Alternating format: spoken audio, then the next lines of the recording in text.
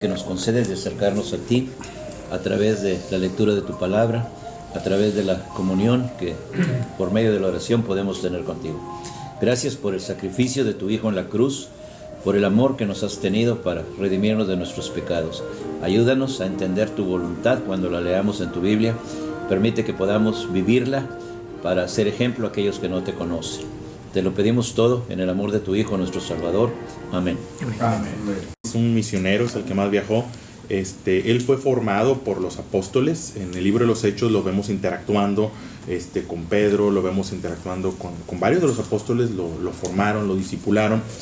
Y él, él tenía un contenido y tenía una preparación académica, pero le faltaba pues el encuentro con Dios, que era lo más importante.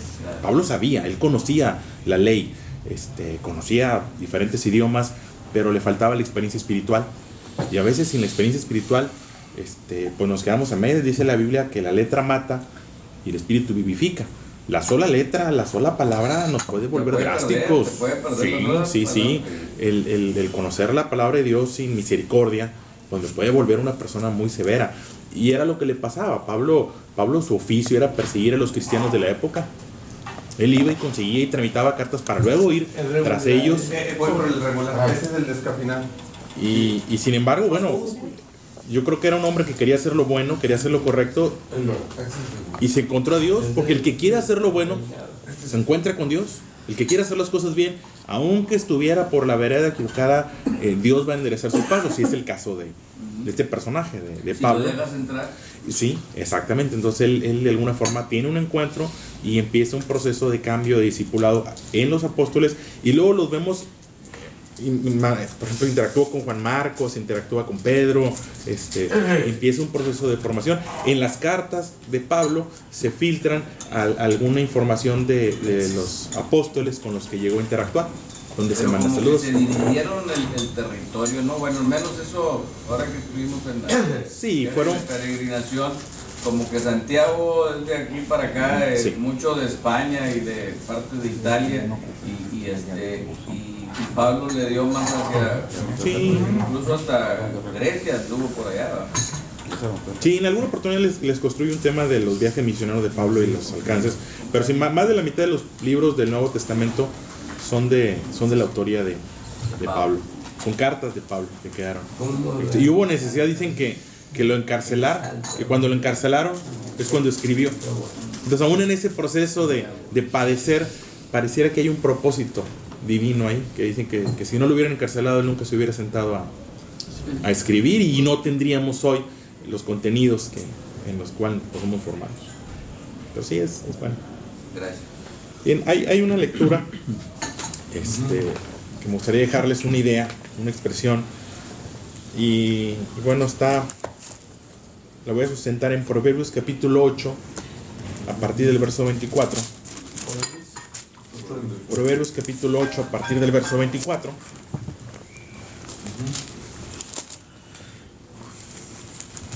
En Proverbios capítulo 9, inmediatamente al lado.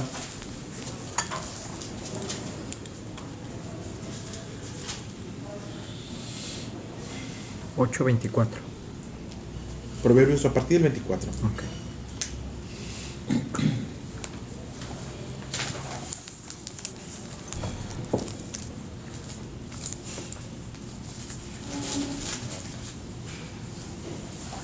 ¿Sí? Y por último, en Segunda de Reyes capítulo 5, verso, después del 11 en adelante, yo creo. En capítulo de Reyes. Segunda de Reyes, nos vamos al Antiguo Testamento, en los libros históricos, el sector de libros históricos. ¿Reyes qué, perdón? Segunda de Reyes capítulo 5. Segunda de Reyes. ¿Sí se ve? Sí. 452. Ahí está.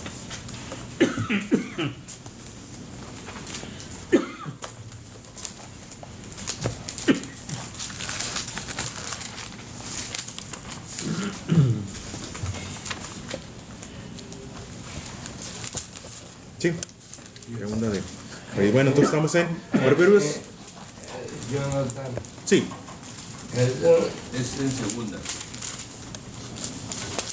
Reyes. Están los primeros 5 libros. Sí, Segunda de Reyes. Segunda de Reyes, capítulo 5. Capítulo 5. Bien. Sí.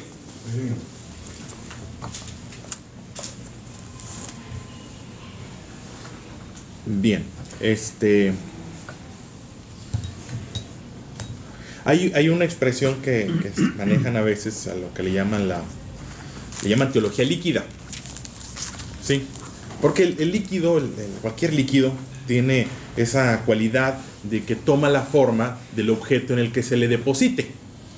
¿Sí? Cuando hacen una paleta, vacían algún líquido endulzante, y el líquido toma la forma del objeto, del recipiente en el que se ponga. Si el recipiente es cuadrado, ese líquido toma forma cuadrada y se congela y se queda cuadrado por el recipiente. El líquido no manda, ¿sí? Lo que manda es el objeto. Entonces, hay quien dice es que tienen una teología líquida, si tienen una relación con Dios líquida. Esto es, Dios viene y toma mi forma. Debiera ser al revés. Nosotros debiéramos tomar la forma de Dios, ¿sí? Una expresión que dices, con Cristo estoy juntamente crucificado, dice Pablo, ese sentido de que Pablo fue y tomó la forma de Jesús.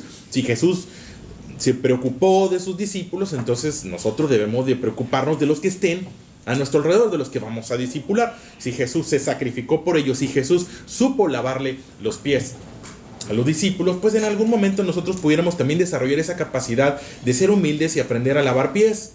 En nuestro contexto sería, ¿a quién le has boleado los zapatos últimamente?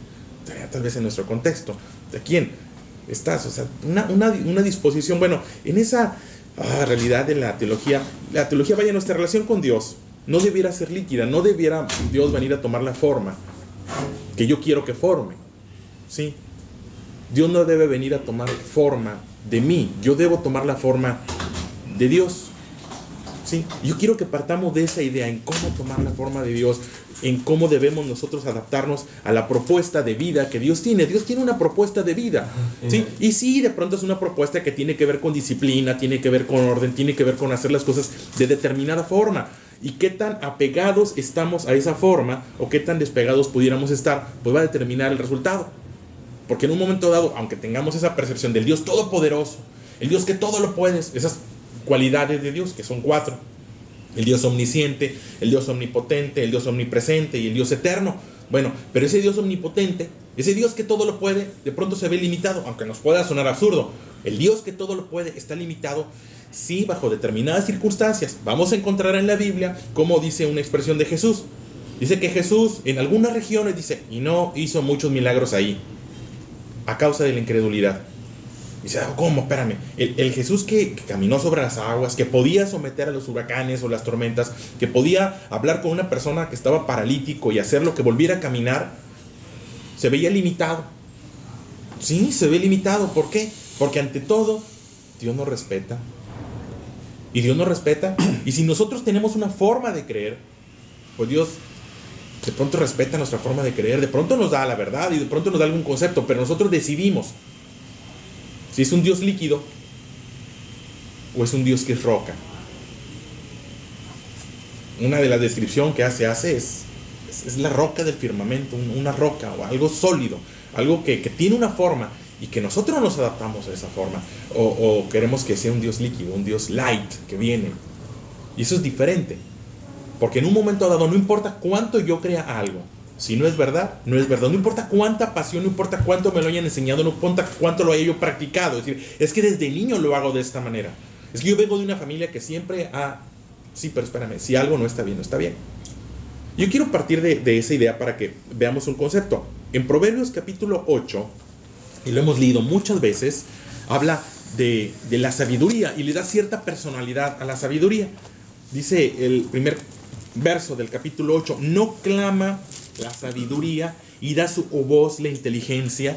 Entonces, hoy no te está gritando, te advierte, te anuncia, no es por allí, no está bien, no es correcto. No grita, dice esta versión de Reina Valera, no clama la sabiduría y da su voz en las calles y en las alturas junto al camino y en las encrucijadas de las veredas se para, en el lugar de las puertas, a la entrada de la ciudad, a la entrada de las puertas da voces. Dice esa expresión, Entonces, ahí está otra expresión que viene en el libro de los Salmos, es: los cielos cuentan la obra de Dios y el firmamento anuncia la obra de sus manos. Esto es, a donde vayamos, tenemos la posibilidad de encontrar conceptos que hagan la diferencia en nuestra vida. Esto es, sí, vamos a la iglesia, en la iglesia de alguna manera nos formamos, en alguna manera escuchamos al sacerdote, al pastor, pero en un momento dado no es exclusiva de. La sabiduría está a nuestro alcance. Iniciamos el día y lo iniciamos con la posibilidad de hacer las cosas bien, y llegamos al trabajo y tenemos la posibilidad de hacer las cosas bien porque clama en las calles. Y más adelante, y es donde se da una línea que de alguna manera se ponía en negritas y quería compartirles, a partir del verso 24, Proverbios 8:24. ¿Sí? Antes de los abismos fue engendrada, se refiere a la sabiduría. Antes que fuesen las fuentes de las muchas aguas, antes que los montes fuesen formados, antes de los collados, ya había sido yo engendrada. No había aún hecho la tierra, ni los campos, ni el principio del polvo del mundo. Cuando formaba los cielos, allí estaba yo. Cuando cruzaba el círculo sobre la faz del abismo, cuando afirmaba los cielos arriba, cuando afirmaba las fuentes del abismo, cuando ponía el mar sus estatutos para que las aguas no traspasaran su mandamiento, cuando establecía los fundamentos de la tierra. Con él estaba yo ordenándolo todo, y era su delicia de día en día, teniendo solaz delante de él en todo tiempo. Y yo pensaba en esa expresión y dice: allí estaba yo. Allí estaba yo. La sabiduría allí estaba. Entonces, ¿qué podemos decir? Cuando inicié mi familia, ahí estaba la sabiduría. Cuando llegó las dificultades, ahí estaba la sabiduría. Cuando tuve que tomar una decisión en la empresa, volteé y ahí estaba. Qué bueno que podamos decir que en los momentos difíciles de nuestra vida, en los momentos determinantes de nuestra vida, poder decir: y allí estaba la sabiduría. Hubo que tomar una decisión y tenía diferentes opciones, y varias opciones parecían buenas, pero ¿cuál de todas las opciones que estaba allí era la mejor? Porque no se trata de lo bueno y lo malo, porque es relativamente fácil reconocer entre lo bueno y lo malo. De hecho, la mayoría de la gente decide sobre lo bueno, pero va más allá. Es decidir sobre lo que Dios quiere, sobre lo que agrada a Dios, sobre lo que va a tener un resultado. Dice la Biblia que ninguna disciplina al presente es motivo de gozo, pero trae fruto al tiempo trae fruto. Y qué bueno que podamos decir, como dice esa expresión: allí estaba yo.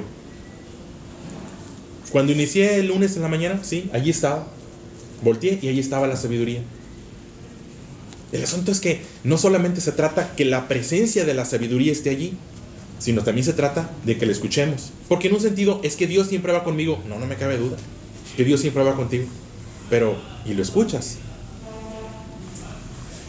Me gusta mucho que me acompañe Juan. Casi siempre a muchos lugares procuro que me acompañe, porque ando todo el día afuera, todo el día en la calle.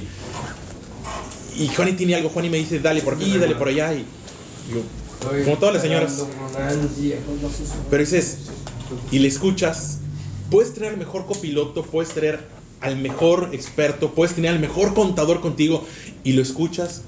El contador siempre te dice: oye, mira, el día 17 o el día 15, y lo escuchas. El médico te dice: oye, mira, no le metas, y lo escuchas. De igual forma, la sabiduría siempre está presente. Dice Proverbios capítulo 8, ahí está en las calles, y le escuchas. Y ese sería el punto.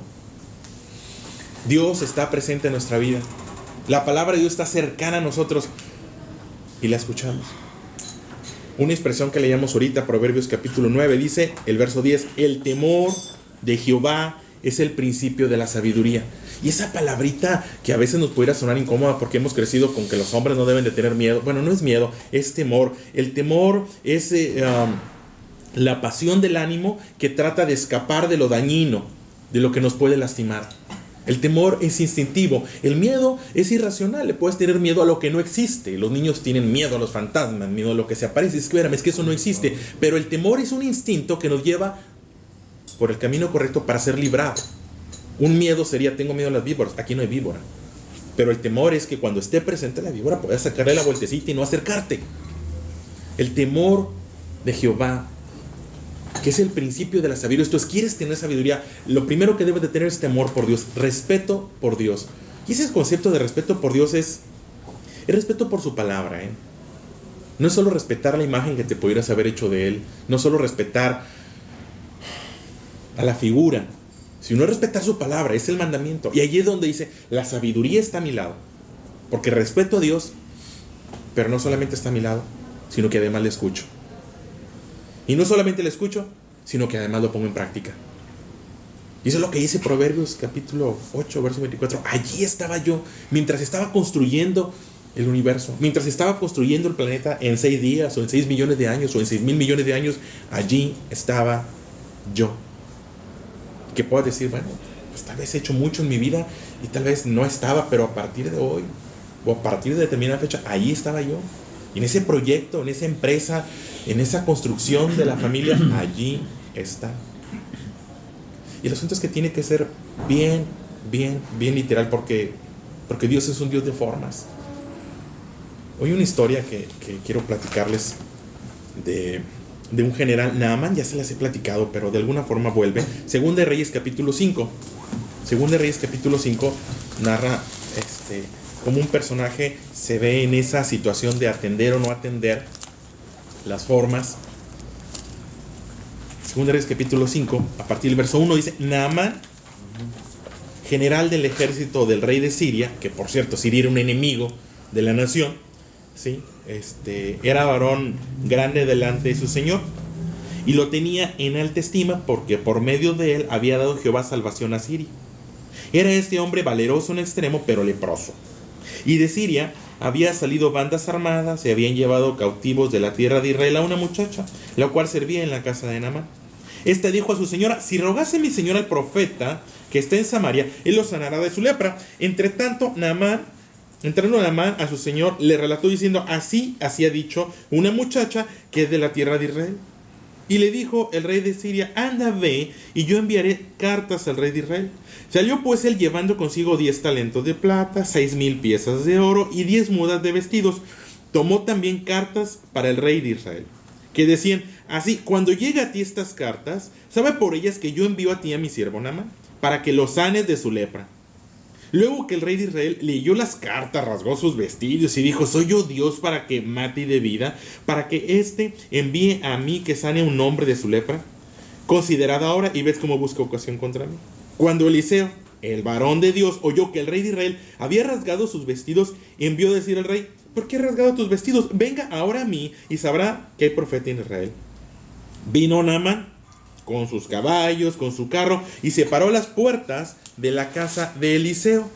Entonces Eliseo le envió un mensajero diciendo, ve y lávate 7 veces en el Jordán, y tu carne se restaurará y serás limpio. Naamán se enojó, se fue enojado, diciendo, he aquí yo decía para mí, saldrá él luego, y estando en pie invocará el nombre de Jehová su Dios, y alzará su mano y tocará el lugar y sanará la lepra. Habana y Farfar, ríos de Damasco, no son mejores que todas las aguas de Israel. Si me lavaren ellos, ¿no seré también limpio? Y se volvió y se fue enojado.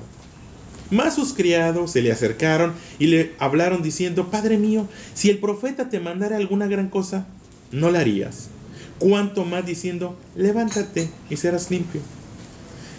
Él entonces descendió y se zambulló 7 veces en el Jordán conforme a la palabra del varón de Dios, y su carne se volvió como la de un niño y quedó limpio. Me encanta esa historia. Tienen a Naamán, que está enfermo.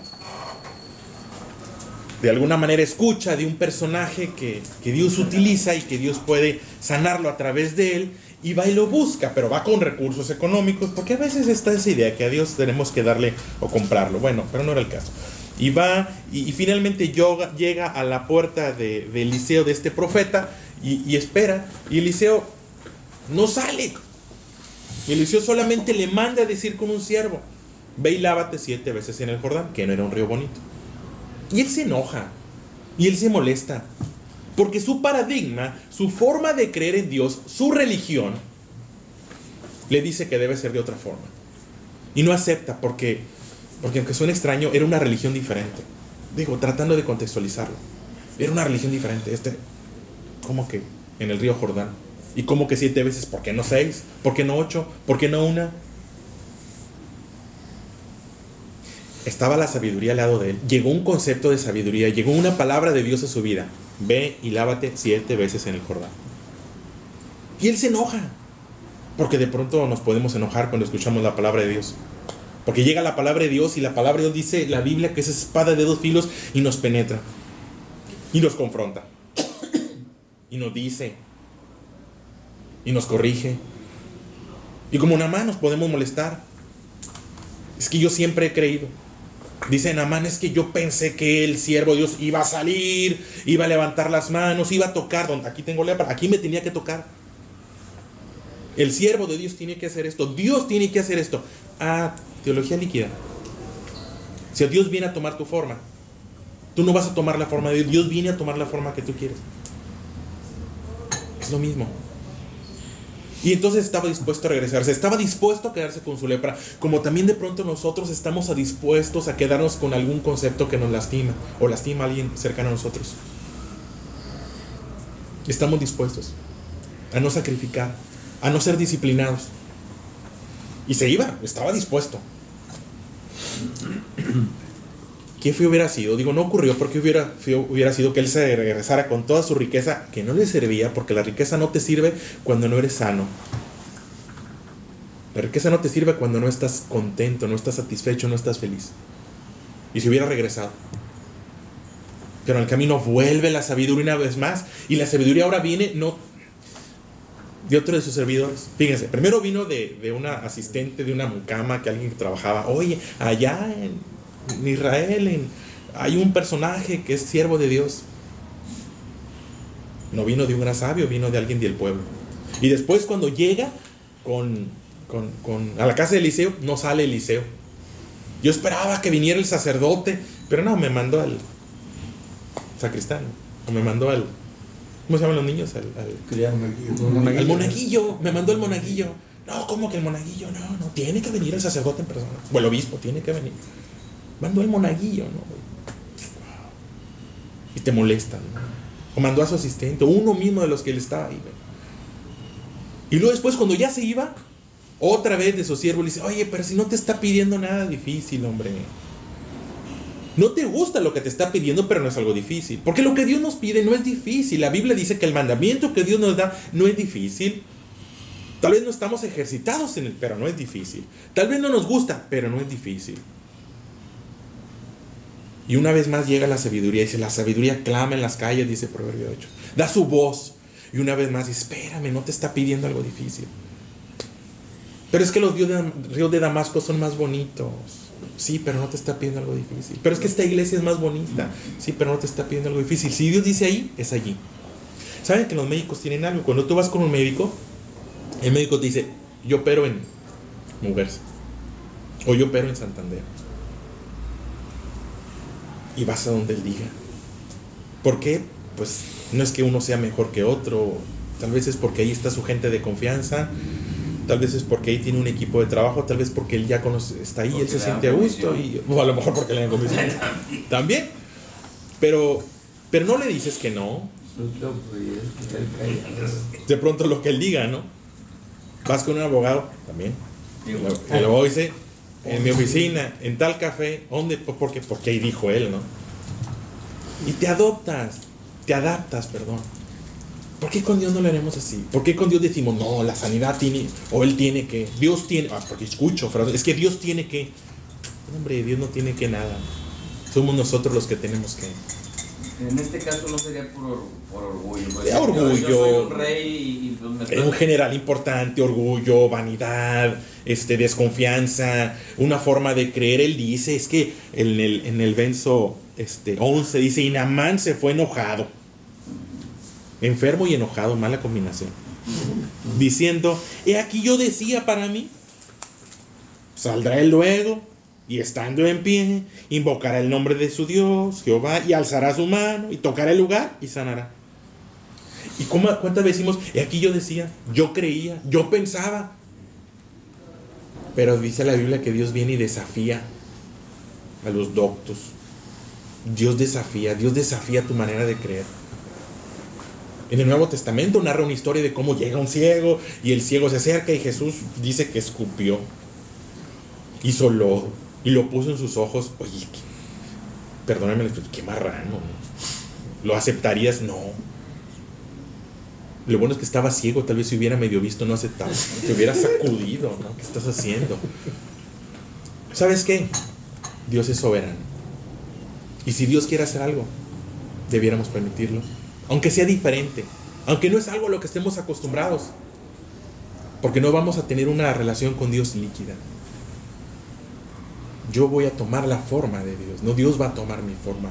Yo voy a tomar la forma de su palabra, no su palabra la voy a adecuar. ¿Y a ti qué te dice? ¿Y a mí qué me dice? Y aquí me queda dice, ¿y sabes qué? A algunas personas les ha dicho que o han entendido que vayan y maten. Después del 11 de septiembre de hace años, uno de los grafitis que me tocó ver en una fotografía me llamó la atención. Decía, Dios, líbranos de los que creen en ti. Porque en el nombre de Dios se pueden iniciar guerras. Porque ha hecho líquida la palabra de Dios. Dice Proverbios, yo estaba allí. Y podemos decir, y la sabiduría nos va a decir un día tal vez, en el último día nos va a decir, hey, yo allí estaba cuando ibas a iniciar tu familia, yo allí estaba cuando ibas a iniciar la empresa, yo allí estaba cuando estabas pensando si te ibas con esa otra mujer o no te ibas, yo allí estaba cuando pensabas si caías en esa corrupción o no caías en esa corrupción, yo allí estaba. Yo allí estaba cuando decidiste si seguías el camino de la fe o no lo seguías. Yo allí estaba. Y me escuchaste. O no me escuchaste. Yo allí estaba y me escuchaste y me obedeciste. Lo pusiste en práctica. Naamán, lo bueno fue que escuchó. Primero no escuchó. Cuando sonó diferente no quiso escuchar. Pero en el último momento recapacita. Él dice, hey, no te está pidiendo algo difícil. Yo quiero pensar que la voz de Dios de alguna forma va a llegar a tu vida y te va a decir, no te está pidiendo algo difícil, te está pidiendo algo diferente tal vez, te está pidiendo algo a lo que no estás acostumbrado, te estás pidiendo que creas de una manera diferente, pero no es algo difícil. ¿No lo harías? Estaba dispuesto a darle oro. Él venía con oro y con plata. Si continúas leyendo la historia, dice que no le pidió nada. Cuando le quiso pagar, no le pidió nada, no le aceptó nada. Estaba dispuesto a dar oro, a dar plata, pero no está dispuesto a sumergirte en un río. Estás dispuesto pero no estás dispuesto a bautizarte. Estás dispuesto a... Y a veces tenemos que estar dispuestos no a lo que queramos dar o pagar, sino a lo que Dios nos pide. 6 días trabajas y un día lo apartas para congregarte. Todo tu tiempo, pero un día apartas para orar. Y dice que cuando él finalmente escuchó la sabiduría, y que fue y se sumergió 7 veces, hasta enojado. Y eso es lo que me gusta, porque cuando obedeces la palabra de Dios, aunque seas enojado, de veras, no tienes que hacerlo contento. En serio. Pregúntale a Hacienda, no tienes que pagar impuestos con alegría, con que pagues, ellos están felices. Funciona igual. El médico, es que me voy a tomar el jarabe, pero me lo voy a tomar de mal humor. Tú tómatelo. De veras, pregúntale a los médicos, tú hazlo, a la hora que es y cómo es, hazlo. Naamán fue enojado y se sumergió 7 veces a regañadientes. Y hubo resultados. La Biblia cuenta la parábola de un hombre que tenía 2 hijos y los mandó a su viña, y uno dijo, no voy, no quiero ir, y se molestó, pero fue. Y el otro, siempre, como no, claro que sí, lo que me pidas, a qué horas llego y a qué horas salgo, lo que quieras. No lo hizo. Es fácil responder así cuando no lo vas a hacer. Es fácil decirle que sí a Dios cuando no tienes planeado hacerlo. Y Jesús pregunta al final, ¿cuál hizo mi voluntad? ¿Quién de los dos? ¿El amable, el agradable o el regañadientes? A veces es el regañadientes, ese es Naamán. Ay, ese tema de viudos y huérfanos, ese tema de despensas, ese tema de ir, ese tema de orar, ese tema de congregarme. Ay, ese tema de nada más tener una sola señora. Ay, ese tema de darle ejemplo a los hijos. Pero después de sumergirse 7 veces, dice la Biblia,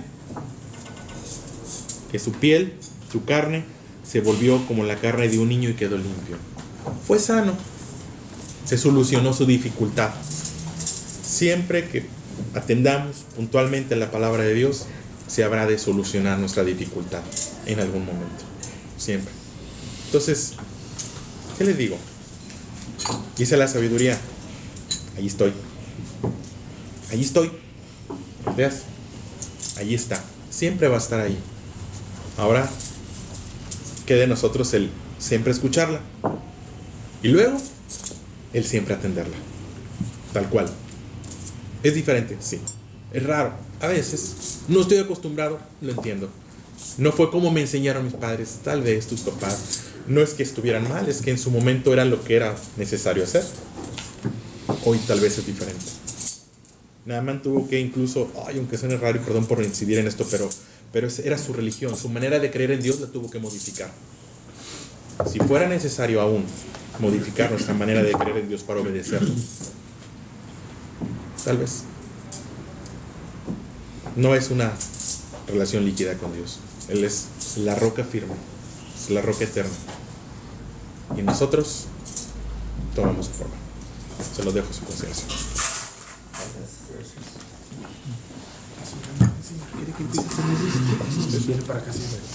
Una pregunta yo no tenía. Ellos ya creían en un solo Dios.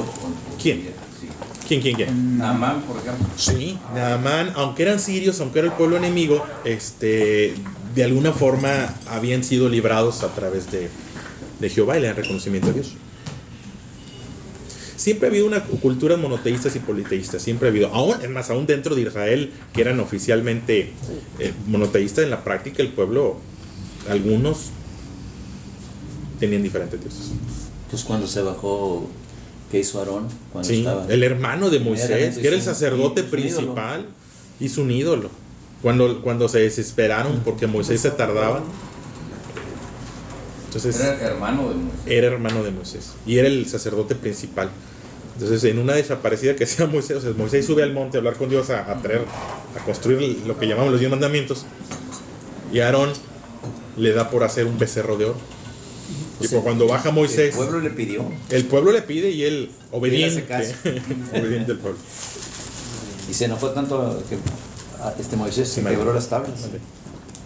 Y los mandamientos. ¿Y qué le pasó al hermano de Moisés? Sí, Martín. Por ese hecho. No dice la Biblia que es que en el camino de andar con Dios no somos perfectos, licenciado. No podemos ser perfectos. Entonces, el gusto. El gusto. Todos sentimos gusto. Todos experimentamos gusto. ¿Qué cosa es el gusto? Algo que me satisface. Algo con lo que me siento yo bien. A mí me gusta tomar café. Está bien. Es el gusto, ese es el valor absoluto del gusto, lo que me complace. Valor absoluto, ¿eh? Pero resulta que nosotros vivimos no con los valores absolutos, sino con los valores también relativos. Y nada más me quiero yo referir a una cosa. El gusto, por ser gusto, y el gusto con relación al bien. Todo lo que me gusta es bueno. Estoy tomando con gusto lo que me perjudica. Es un absurdo humano, ¿eh? No podemos hacer el bien, preferimos hacer el mal. Y hay gente que se goza en estar fastidiando, ¿no? Goza con el mal. Es decir, tiene gusto por el mal. Yo creo que una de las cosas, tiene muchas aristas, lo que nos acaba de compartir Jonathan, pero creo que esta actuación de Naamán, de decir no me interesa este hombre porque no me gusta, nunca le dio la relatividad que necesitaba. Bueno, no me gusta, pero ¿y si tiene razón? Abrir una posibilidad. Y yo creo que humanamente hay que abrir una posibilidad que nos va a costar mucho. Pero pienso que si ahí está la sabiduría de Dios y yo ya me llevo esta verdad, que siempre vamos a tener la opinión de la sabiduría, entonces vamos a poder tener el gusto con relación al mal. Esto me gusta, esto me va a traer bien, esto me va a traer mal, y vamos a poder escoger, hombre. Es como si nos ponen dos platillos, ¿cuál quieres? Pues el que me gusta más. Bueno, está bien, te gusta más y es el que se ajusta mejor a tu dieta. Yo muchas veces a Memo, a Jonathan, hablando del yogur y de cosas nutritivas y de acuerdo a lo que les hace bien, qué bien, ¿no? No les gusta. Qué bien. Pero nosotros nos vamos con el gusto. Y yo lo descubro en mí, yo siempre estoy pidiendo lo mismo, me gusta.